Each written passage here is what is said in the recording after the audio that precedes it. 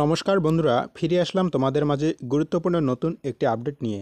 তো ফ্রেন্ডস, তোমরা প্রত্যেকেই জানো ওয়েস্ট বেঙ্গল পুলিশ রিক্রুটমেন্ট বোর্ডের পক্ষ থেকে ইতিমধ্যেই কিন্তু কনস্টেবল, লেডি কনস্টেবল প্লাস এর সাথে সাব ইন্সপেক্টর পোস্টে কর্মী নিয়োগের বিজ্ঞপ্তি তারা প্রকাশ করেছেন।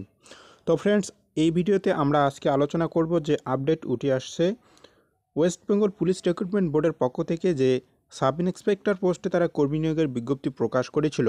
প্রথম যে বিজ্ঞপ্তি তারা প্রকাশ করেছিল সেই বিজ্ঞপ্তিতে টোটাল যে শূন্যপদের সংখ্যা, মোট শূন্যপদের সংখ্যা ছিল 464টি। তো ফ্রেন্ডস, ইতিমধ্যেই নতুন করে যে আপডেট তারা প্রকাশ করেছেন, এই শূন্যপদের সংখ্যা বৃদ্ধি পেয়েছে। তো কোন ক্যাটাগরিতে কতগুলো শূন্যপদের সংখ্যা বৃদ্ধি পেল সেই বিষয়টা নিয়ে আমরা অবশ্যই আলোচনা করব। তো তার আগে তোমাদেরকে বলছি, তোমরা যারা এখনও আমার পূর্ববর্তী ভিডিওগুলো দেখোনি, অবশ্যই পূর্ববর্তী ভিডিওগুলো দেখবে। দেখে তোমরা যারা এখনও অ্যাপ্লিকেশন করোনি, খুব শীঘ্রই তোমরা তোমাদের অ্যাপ্লিকেশনগুলো জমা করবে। ইতিমধ্যেই এসআই বলো বা কনস্টেবল বলো, প্রত্যেকটি পদের থেকেই কিন্তু অ্যাপ্লিকেশন প্রক্রিয়া শুরু হয়ে গিয়েছে। তোমরা যারা এই সাব ইন্সপেক্টর পোস্টে আবেদন করতে চাও, তোমাদের যে এলিজিবিলিটি ক্রাইটেরিয়া, বয়স, বেতন, শিক্ষাগত যোগ্যতা কী লাগবে, প্রত্যেকটা বিষয় কিন্তু আমি আলোচনা করে দিয়েছি। তবু আজকের এই ভিডিওতে আমি তোমাদের সংক্ষেপে বিষয়গুলো বলে দিচ্ছি। তোমাদের বয়স যাদের 20 থেকে 30 বছরের মধ্যে রয়েছে এবং তোমরা যারা গ্র্যাজুয়েশন কমপ্লিট করে রয়েছো, তোমরা প্রত্যেকেই এই পোস্টটির জন্য আবেদন করতে পারবে। কিন্তু ফ্রেন্ডস, এখানে একটি বিষয় অবশ্যই নজর রাখবে। তোমরা যারা গ্র্যাজুয়েশন কমপ্লিট করে রয়েছো এবং তোমাদের যাদের উচ্চতা দেখতেই পাচ্ছ, মেল ক্যান্ডিডেটদের ক্ষেত্রে জেনারেলদের ক্ষেত্রে 167 সেন্টিমিটার এবং তোমরা যারা গোর্খা রাজবংশী গাড়োয়ালিস রয়েছো, তোমাদের উচ্চতা 160 সেন্টিমিটার লাগবে। তার সাথে ওজনটাও কিন্তু একটু সাথে দেখে নিবে। তোমরা যারা এর মধ্যে রয়েছো, তোমরা প্রত্যেকেই আবেদন করতে পারবে। এবং যারা মেয়ে বা মহিলা রয়েছো, তোমরা তোমাদের উচ্চতাগুলো একটু দেখে নিও। তোমাদের এই উচ্চতাগুলো যদি থাকে, অবশ্যই তোমরা এই সাব ইন্সপেক্টর পোস্টের জন্য আবেদন করতে পারবে। কিন্তু তোমরা যারা কনস্টেবল পোস্টের জন্য অ্যাপ্লিকেশন করতে চাও, শুধুমাত্র মাধ্যমিক পাস হলেই কিন্তু তোমরা সেই পোস্টের জন্য আবেদন করতে পারবে। তো ফ্রেন্ডস, এক্ষেত্রে এই সাব ইন্সপেক্টর পোস্টের যে পরীক্ষার সিলেবাস, সেটা কিন্তু একটু ভিন্ন ধরনের। প্রথমে প্রিলিমিনারি পরীক্ষা হবে। দেখতেই পাচ্ছ, এই যে প্রিলিমিনারি পরীক্ষা, টোটাল 200 নম্বরে একটি তারা পরীক্ষা নেবে এবং পরীক্ষার সিলেবাস সংক্রান্ত বিস্তারিত বিষয় কিন্তু তারা এখানে তুলে ধরেছে। 100 নম্বর থাকবে জেনারেল স্টাডিজ এর উপর, যেখানে থাকবে 50টি প্রশ্ন, অর্থাৎ প্রতিটি প্রশ্নের মান 2 করে থাকছে।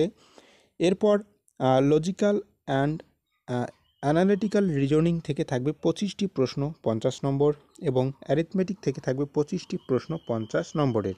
এই হচ্ছে তোমাদের প্রিলিমিনারি পরীক্ষার সিলেবাস এবং পরীক্ষার সময়সীমা থাকবে 1.5 ঘন্টা, অর্থাৎ 90 মিনিট। তো ফ্রেন্ডস, যদি বিস্তারিত জানতে চাও, পূর্ববর্তী ভিডিওগুলো দেখবে।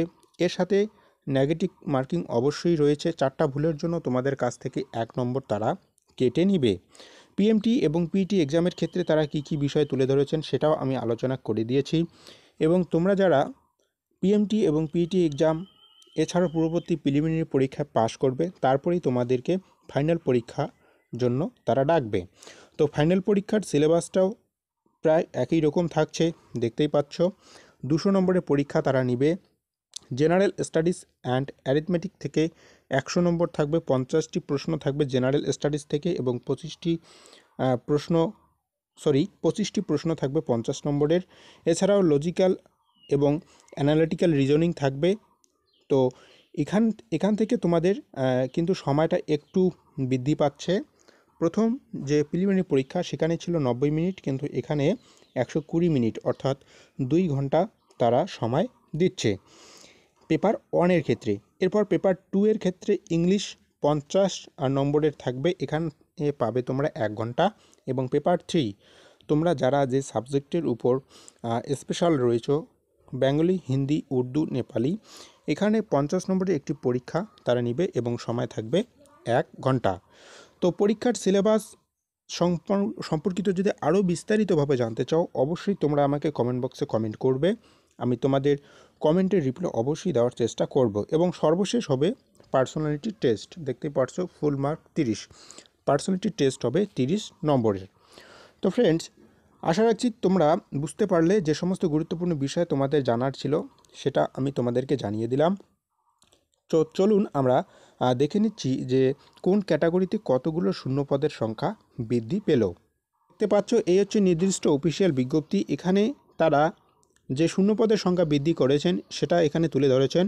পূর্ববর্তী যে শূন্যপদের সংখ্যা ছিল 464টি, কিন্তু বর্তমানে শূন্যপদের সংখ্যা হয়েছে 1131টি।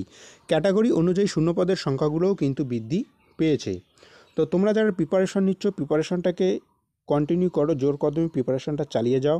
তোমরা প্রত্যেকেই জানো 2024-এ একটা হিউজ পরিমাণে ডাব্লিউবিপি ডিপার্টমেন্টের নিয়োগ প্রক্রিয়া সম্পূর্ণ হতে যাচ্ছে। জানি না এরপরে কবে আরও নতুন করে এই নিয়োগের বিজ্ঞপ্তি তারা প্রকাশ করবেন। তো তোমরা ধরে নিতে পারো এটাই শেষ সুযোগ। একদিকে কেপি এসআই, এছাড়াও ডাব্লিউবিপি এসআই, তার সাথে ডাব্লিউবিপি কনস্টেবল এবং লেডি কনস্টেবল প্রত্যেকটাতেই রয়েছে। তো বুঝতেই পারলে সবগুলো মিলিয়ে প্রায় 15,000-এর কাছাকাছি শূন্যপদ রয়েছে। তো অবশ্যই প্রিপারেশনটা জোর কদমে চালাবে, যাতে এবার কনস্টেবল না হলে এসআই, বা এর সাথে আরেকটি আপডেট তোমাদেরকে জানিয়ে রাখি, নতুন করে আরপিএফের যে এসআই পোস্ট, সেই এসআই পোস্টে কর্মী নিয়োগের বিজ্ঞপ্তি প্রকাশ করেছেন। যদি তোমরা সেই ভিডিওটা না দেখে থাকো, আমার ভিডিও প্লে লিস্টে যাও বা এই ভিডিওর আই বাটনে ক্লিক করো। আরপিএফ যে এসআই বা আরপিএফের যে সাব ইন্সপেক্টর পোস্টে কর্মী নিয়োগের বিজ্ঞপ্তি তারা প্রকাশ করেছেন, ওখানে প্রায় 5,000-এর মতো শূন্যপদ রয়েছে। তোমরা চাইলেও আরপিএফ এসআই পোস্টে আবেদন করতে পারো এবং সেখানেও ট্রাই করতে পারো।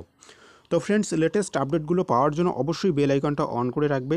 তোমরা যারা নতুন আসলে, যারা এখনও চ্যানেলটিকে সাবস্ক্রাইব করে রাখোনি, সাবস্ক্রাইব করে পাশে থাকা বেল আইকনটি অন করে রেখে দিও জব রিলেটেড লেটেস্ট আপডেটগুলো এবং জব প্রিপারেশনের গুরুত্বপূর্ণ ক্লাসগুলো সবার আগে পাওয়ার জন্য।